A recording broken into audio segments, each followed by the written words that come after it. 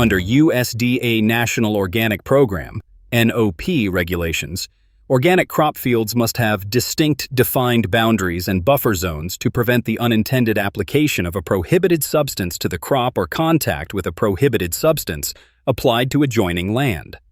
A buffer zone is defined as an area between a certified organic production site and adjacent, non-organically managed land. It must be sufficient in size or include features such as windbreaks, hedgerows, and diversion ditches to prevent contamination of the organic crop. Importantly, the regulations do not prescribe a fixed width for buffer strips. Instead, the buffer must be adequate to prevent contact with prohibited substances. Good morning, I'm Rick Schuhart, organic farmer in northeast Nebraska, and we're going to talk a little bit this morning about buffers, especially an issue that new transitioning organic farmers are going to have to deal with.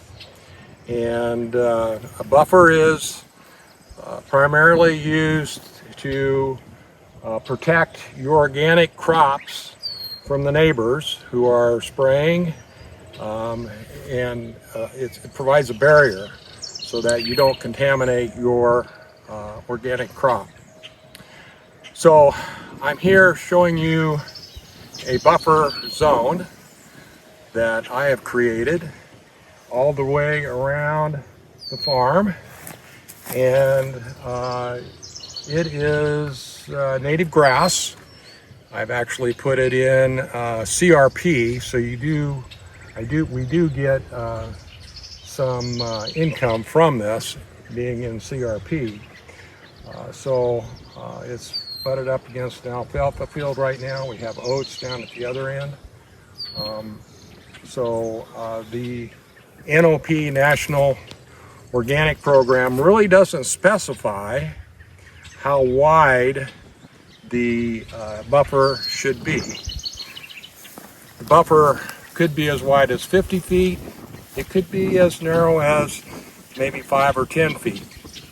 Now, the reason for that is if you have a crop over here or a pasture over here that's never sprayed, there's not anything that you feel the neighbor is going to do, then that buffer can be a little narrower. But typically it's 25 to 30 feet. So let's take a look. I've got a tape measure out here. Let's take a look and see what we have here. I've got a tape measure out here. I've got it hooked to my sign over there for my neighbor. It says no spraying, and we're right at 38 feet. So as you look down, it's pretty even. It gets a little wider as you get down there, so I could be as much as 39 or 40 feet. So this is a good dense cover for a buffer, and this is what you want.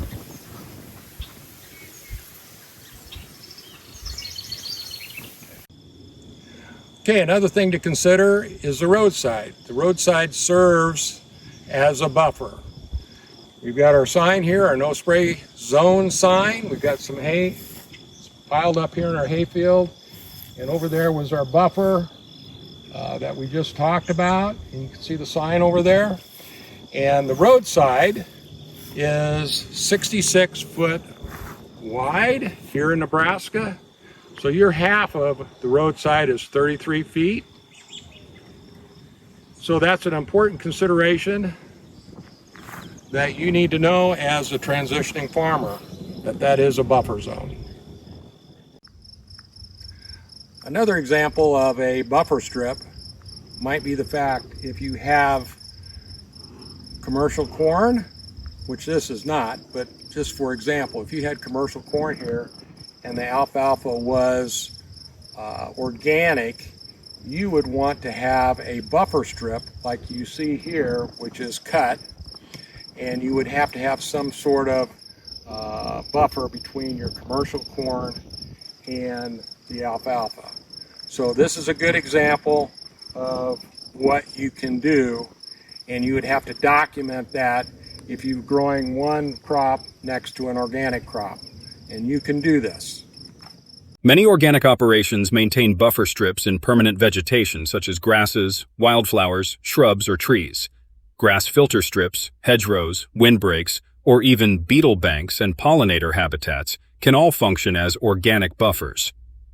These plantings not only intercept potential pesticides or GMO pollen, but also provide soil conservation and biodiversity benefits such as habitat for beneficial insects, birds, etc. The NOP encourages that buffer zones, where feasible, contribute to conservation goals in line with organic principles. Regardless of use, no products from the buffer zone can enter the organic market. If crops are grown in the buffer, they must be harvested separately and treated as conventional. Okay, one of the questions that you'll have is, can you actually harvest this CRP here? Well, we have to do maintenance on CRP, and we are going to harvest this here in another week or so. But what you cannot do is mix it with your other hay crops. So I'm going to harvest this, and we're going to move this probably off the farm. My neighbor, I've worked out with him that he's going to take this CRP hay. You have to document that in your OSP, Organic System Plan, of actually what you're going to do with this hay. You can plant other crops in here, but you have to work that into your OSP to make sure that you tell the certifier what you're actually going to do with it. So there's a lot of things you can do with your buffer. Talk to your certifier, whoever that may be, and work out the details. But for us right here, the native grass works really well, and it's consistent from year to year and less paperwork. In summary, while the buffer area is technically outside the certified organic portion of the farm, it should be managed in a way that upholds organic integrity. No fertilizers, pesticides, or other inputs that are prohibited in organic production should be applied in the buffer if they might contact the organic crop. If a neighboring farm applies chemicals, the organic buffer should be the passive recipient, catching drift, and not a source of contamination itself. By managing buffers with only organic approved or natural practices, farmers add an extra margin of safety. The goal is that any such contamination stops in the buffer and does not reach the organic crop. Certifiers may also advise increased buffer width or added physical barriers in situations with higher contamination risk rather than ever permitting prohibited inputs in a narrower buffer.